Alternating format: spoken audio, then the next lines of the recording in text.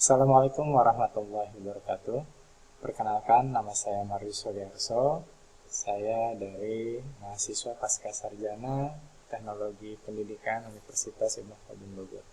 Pada kesempatan ini saya akan membawakan tentang salah satu artikel yang ditulis oleh Stephen D. Sorden dari Universitas Arizona yang berjudul tentang pendekatan kognitif untuk instruksional desain pembelajaran multimedia. Yang populer seperti pembelajaran online dan pelatihan berbasis komputer yang lebih inklusif telah menciptakan banyak kemungkinan baru untuk pendidikan. Mereka menyediakan cara baru untuk menyampaikan konten yang berpusat pada peserta didik yang dapat memotivasi siswa dan menambah variasi dalam pembelajaran. Unit instruksional sering disertai dengan penggunaan multimedia secara liberal yang dimaksudkan untuk menambah kegembiraan pada pembelajaran dan menarik perhatian peserta didik. Namun, komponen visual dan pendengaran yang dimaksudkan untuk merangsang daripada pendidik tidak selalu membuat desain instruksional yang baik dalam menyampaikan multimedia dan dapat dengan cepat menjadi kontraproduktif untuk pembelajaran. Konsep seperti memori kerja, beban kognitif, teori sistem produksi, pengetahuan, dan pembelajaran, perilaku menjelaskan diri sendiri, dan transfer semuanya menjadi pertimbangan yang penting bagi rancangan instruksional yang harus belajar menggunakan teknologi secara efektif dan cerdas. Bukan hanya itu, ketersediaan dan tampak mencolok atau mengasyikkan. Sangat memungkinkan bahwa banyak dari apa yang terjadi di bawah label CBT atau e-learning adalah pemborosan waktu atau instruksi yang kurang optimal. Penelitian menunjukkan bahwa ada tempat untuk CBT dan pembelajaran online, tetapi juga memperingatkan kita untuk menyusunnya dengan cara yang memaksimalkan pembelajaran secara efisien. Apa yang paling penting bukanlah apakah instruksi berlangsung di ruang kelas atau di layar komputer, tetapi apakah strategi yang diuji secara empiris untuk instruksi multimedia digunakan yang memfasilitasi konstruksi pengetahuan oleh pelajar.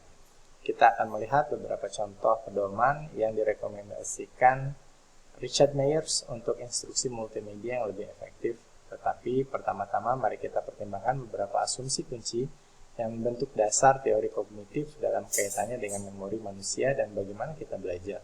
Dimulai dengan memori kerja dan keterbatasannya. Oke, berikutnya kita akan bahas memori kerja. Memori kerja adalah konsep yang tumbuh dari model lama memori jangka pendek yang dilihat lebih sebagai struktur untuk menyimpan informasi sementara sebelum diteruskan ke memori jangka panjang. Budley dan Hitch akhirnya mengusulkan model memori jangka pendek yang lebih kuat, yang mereka sebut memori kerja. Model working memory adalah sistem dengan subkomponen yang tidak hanya menyimpan informasi sementara, tetapi juga memprosesnya sehingga beberapa informasi verbal atau visual dapat disimpan dan diintegrasikan di bawah model ini. Berikutnya adalah teori beban kognitif atau CLT, Cognitive Load Theory, oleh Chandler dan Swiller. Mengatakan bahwa memori kerja dibatasi dalam kapasitasnya untuk jangka selektif, memperhatikan dan memproses data sensorik yang masuk.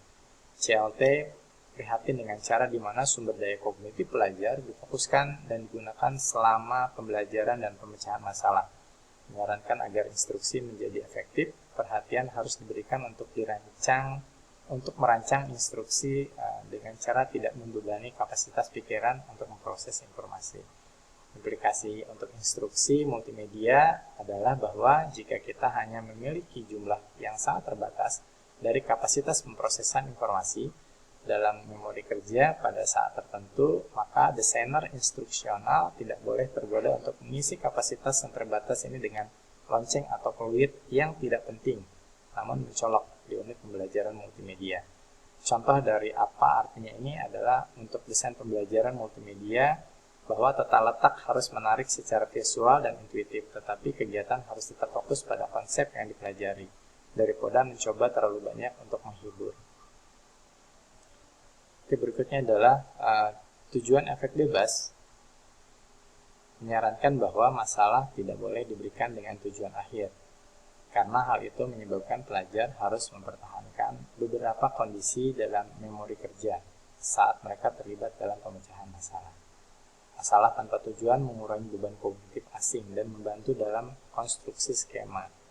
Salah satu contohnya adalah masalah geometri konvensional akan meminta pelajar untuk menemukan nilai untuk sudut tertentu. Sedangkan masalah bebas tujuan meminta siswa untuk menemukan nilai sudut sebanyak mungkin. Efek contoh yang berhasil. Efek contoh yang berhasil itu memberikan contoh masalah yang telah dikerjakan kepada peserta untuk dipelajari, bisa sama atau bahkan lebih efektif dalam membangun skema dan transfer kinerja daripada meminta mereka mengerjakan sendiri masalah yang sama. Efek masalah.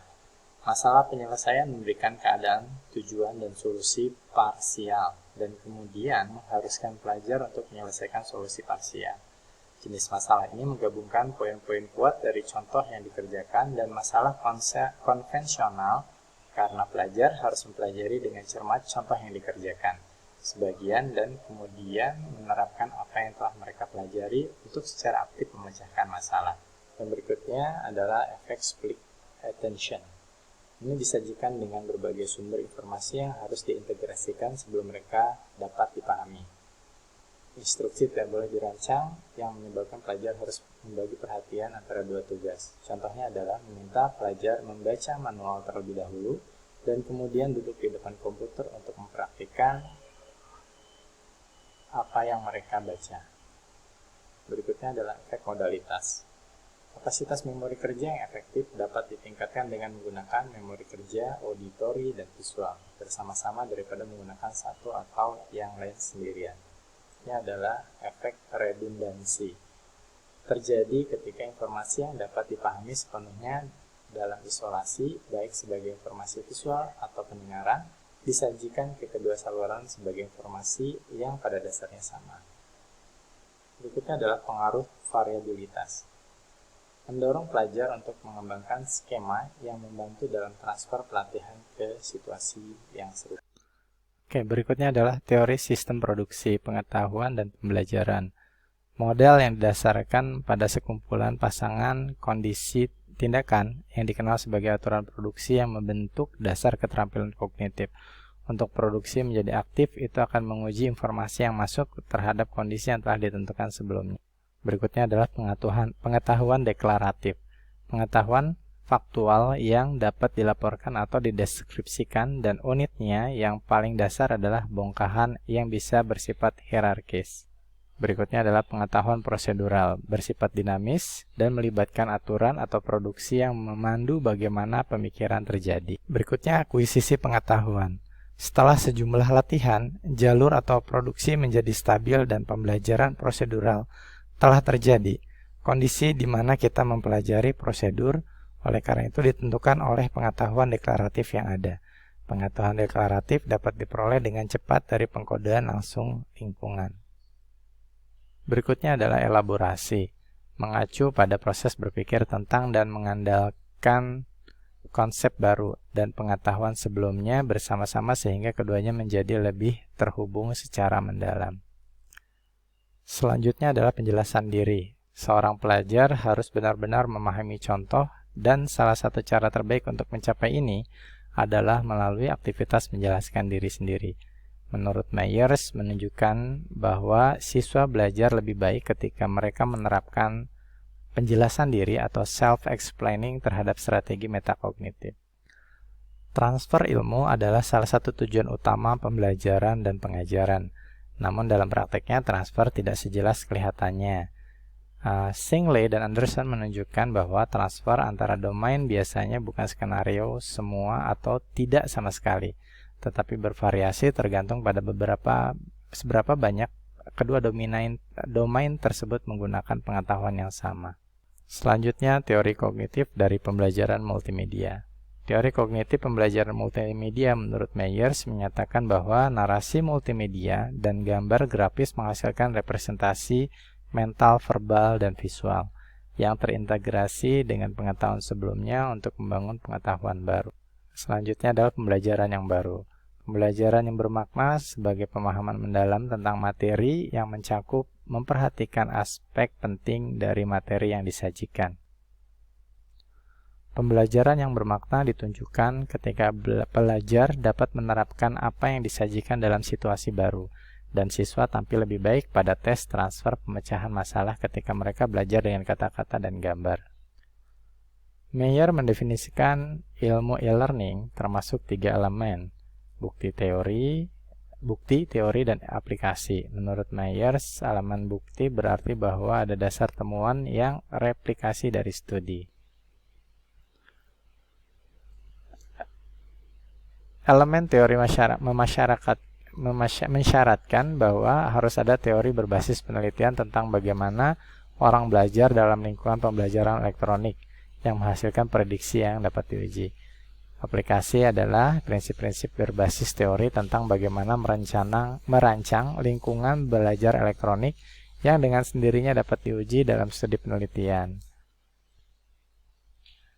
Meyer menyajikan 9 efek utama yang berkembang dalam lusinan studi. Efek yang replikasi ini adalah efek modalitas, efek kedekatan, efek multimedia, efek personalisasi, efek koherensi, efek redundansi, efek prapelatihan, efek pensinyalan, dan efek pancing. Oke, kesimpulannya adalah ilmu kognitif memberikan beberapa teori empiris yang memberikan model yang berguna untuk menyarankan cara-cara di mana pengetahuan dibangun dan ditempatkan dalam memori. Teori beban kognitif penting untuk menyusun instruksi sedemikian rupa sehingga memori kerja tidak berlebihan beban. Teori kognitif pembelajaran multimedia mendasarkan penelitiannya pada landasan teoritis untuk mengembangkan kerangka kerja yang berfungsi untuk memandu pengembangan pengajaran multimedia yang efektif. Assalamualaikum warahmatullahi wabarakatuh. Sekian pemaparan dari saya, semoga bermanfaat. Terima kasih. Wabillahi taufiq wal hidayah. Assalamualaikum warahmatullahi wabarakatuh.